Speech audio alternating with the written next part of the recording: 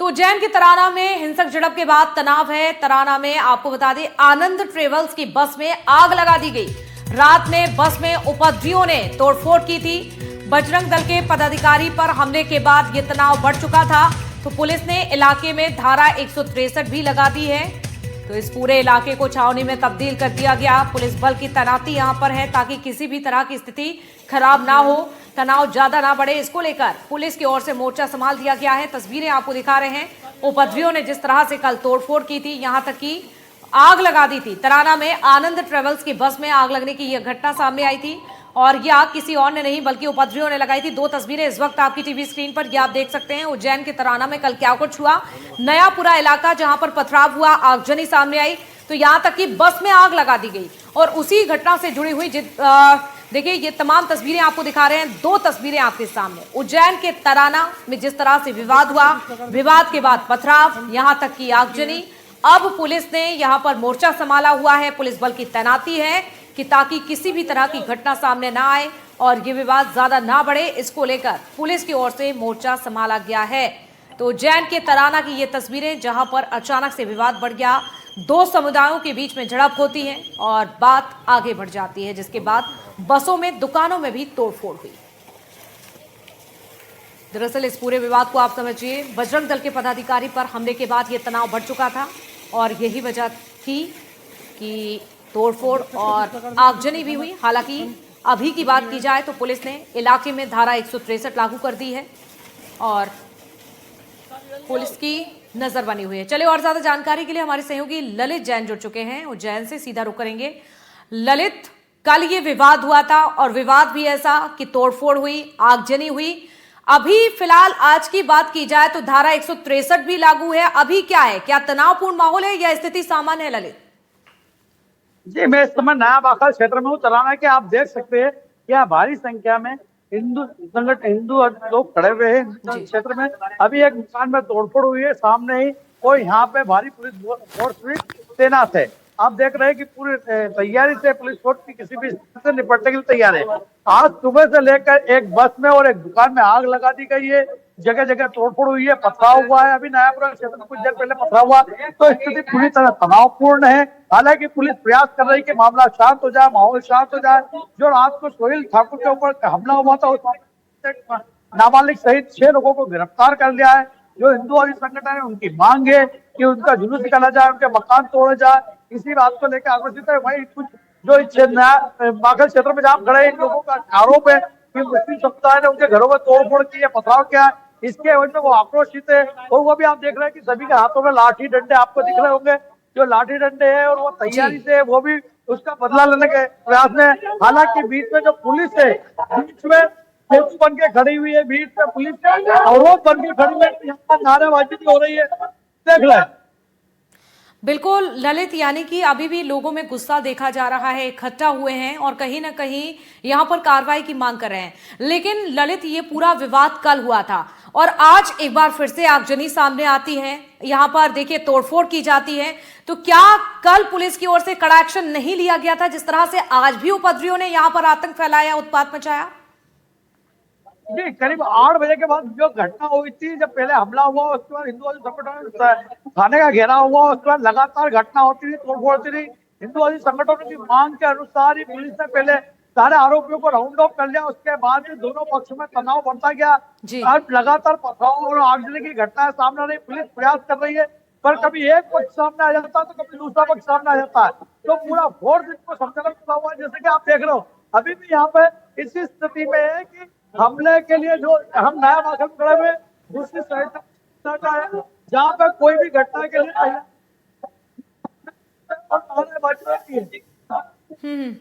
ललित, बिल्कुल बहुत लोग भी नजर आ रहे हैं, आपके पीछे भी कुछ लोगों की मौजूदगी है, उनसे जानने की कोशिश कीजिएगा, पूछेगा क्या विवाद है, क्या चाहते हैं, क्या मांग है।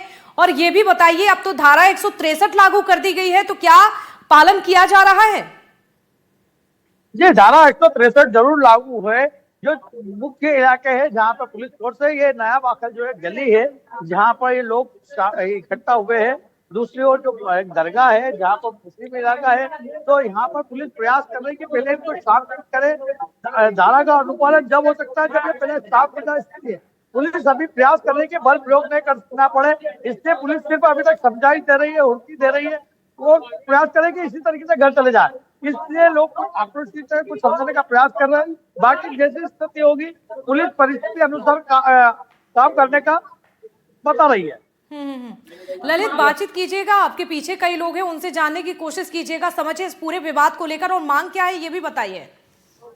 जी, हम बात करने का प्रयास करेंगे।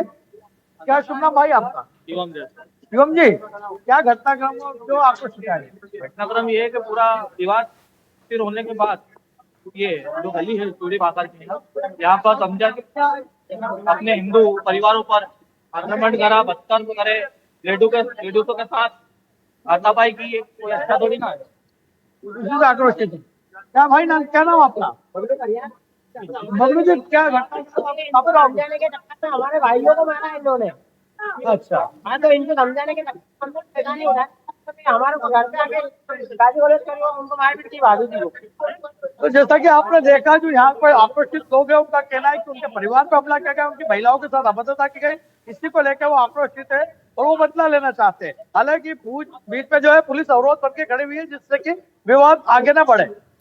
बिल्कुल, जिस तरह से देखिए जगह को लेकर ललित यहाँ पर विवाद बढ़ जाता है और विवाद भी ऐसा कि दुकानों में आग लगा दी जाती है, तोड़फोड़ होती है।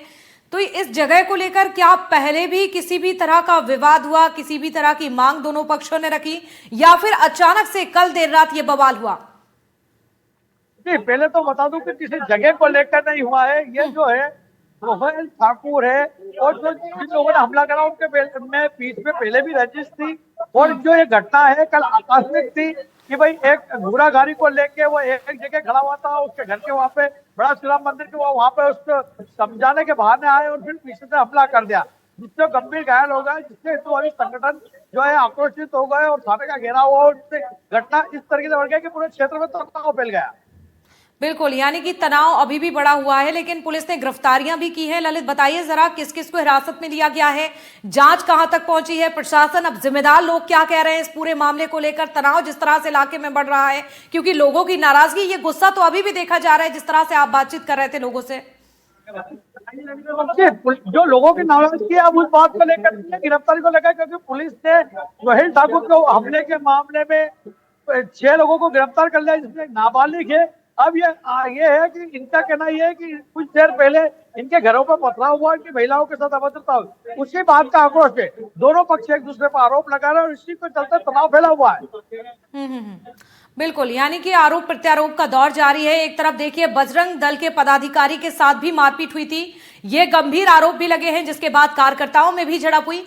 बताइए जरा इस पूरी घटना को लेकर अब जांच किस तरह से बढ़ रही है? हालांकि घटनास्थल पर ग्राउंड जीरो पर ललित आपकी मौजूदगी है, आप किस तरह से इस पूरे विवाद को समझ पा रहे हैं और प्रशासन की ओर से किस तरह की जांच?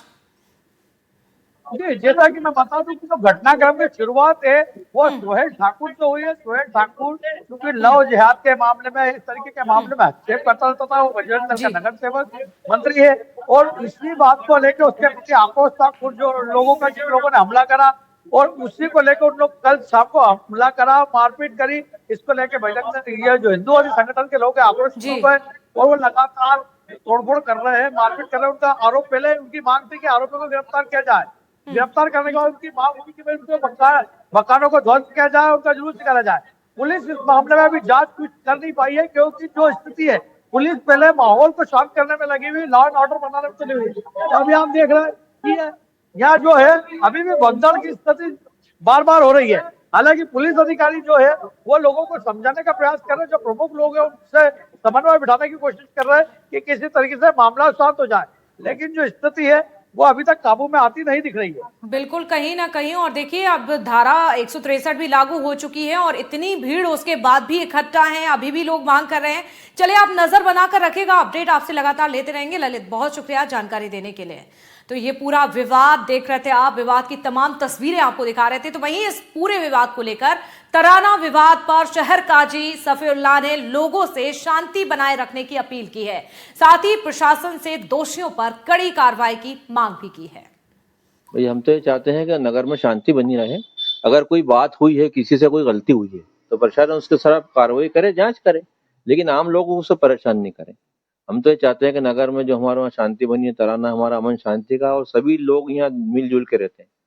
और निजी विवाद होते हैं तो हम उसको आपस में समझ लें। मेरी गलती है तो मैं उसकी मानूं, सामने की तो वो माने। हम दूसरे लोगों को टारगेट करेंगे किसकी है, तो वो आम आदमी बचता है उससे जो रहता है, और दूसरे परेशान होते हैं। कई लोगों के नुकसान हुआ है, गरीब आदमी, कोई बीमार है, कोई परेशान है, कोई हॉस्पिटल जाता है, सबको परेशानी आती है। तो देखिए, तराना विवाद जिस तरह से सामने आया है, विवाद की ये तस्वीरें आपको दिखा रहे हैं। पुलिस ने स्थिति को संभालने के लिए यहां पर आप देख सकते हैं बड़ी तादाद में पुलिस बल की तैनाती है, लेकिन कहीं ना कहीं पुलिस के ऊपर भी एक बड़ी जिम्मेदारी है और ये चुनौतीपूर्ण है, क्योंकि अभी भी भीड़ यहां पर इकट्ठा है। लगातार मांग की जा रही है, जिन लोगों ने मारपीट की है, जिन लोगों ने तोड़फोड़ की है, उनको घर को गिराया जाए। ये तमाम कुछ मांगे ऐसी हैं जो इन लोगों की ओर से की जा रही हैं। तो शहर काजी को भी अभी आप सुन रहे थे, उन्होंने भी अब ऐसे में शांति की बात कही है।